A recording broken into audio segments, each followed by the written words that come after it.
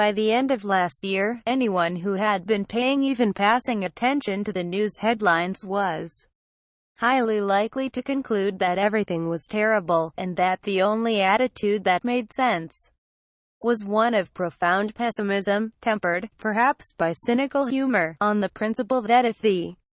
world is going to hell in a handbasket, one may as well try to enjoy the ride. Naturally, Brexit and the election of Donald Trump loomed largest for many. But you didn't need to be a Remainer or a critic of Trump's to feel depressed by the carnage in Syria, by the deaths of thousands of migrants in the Mediterranean, by North Korean missile tests, the spread of the Zika virus, or terror attacks in Nice, Belgium, Florida, Pakistan and elsewhere, nor by the specter of catastrophic climate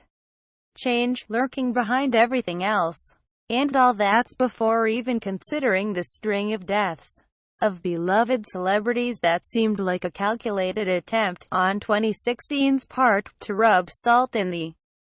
wound. In the space of a few months, David Bowie, Leonard Cohen, Prince, Muhammad Ali, Carrie Fisher,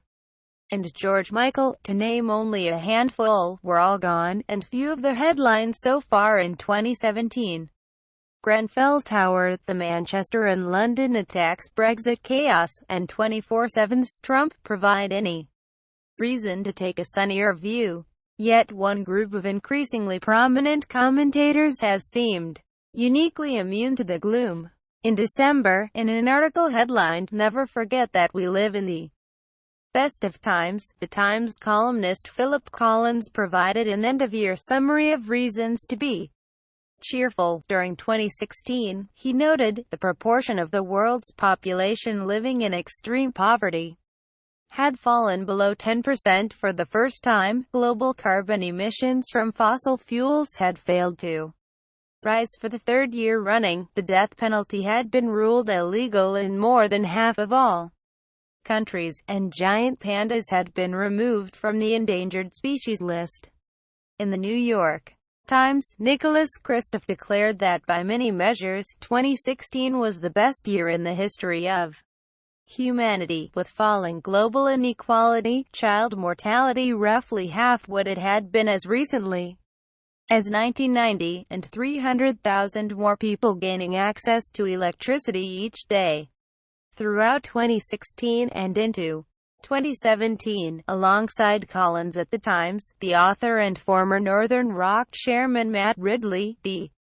title of whose book The Rational Optimist makes his inclinations plain, kept up his weekly output of ebullient columns celebrating the promise of artificial intelligence, free trade and fracking. By the time the professional contrarian Brendan O'Neill delivered his own version of the argument, in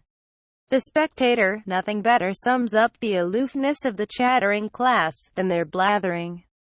about 2016 being the worst year ever. The viewpoint was becoming sufficiently well entrenched that O'Neill seemed in danger of forfeiting his contrarianism. The loose but growing collection of pundits, academics and think tank operatives who endorse this stubbornly cheerful, handbasket-free account of our situation have occasionally been labeled the New Optimists, a name intended to evoke the rebellious skepticism of the New Atheists led by Richard Dawkins, Daniel Dennett and Sam Harris. And from their perspective, our prevailing mood of despair is irrational, and frankly a bit self-indulgent. They argue that it says more about us than it does about how things really are, illustrating a certain tendency toward collective self-flagellation, and an unwillingness to believe in the power of human ingenuity, and that it is best explained as the result of various psychological biases that served a purpose on the prehistoric savannah, but now, in a media-saturated era, constantly mislead us. Once upon a time, it was of great survival value to be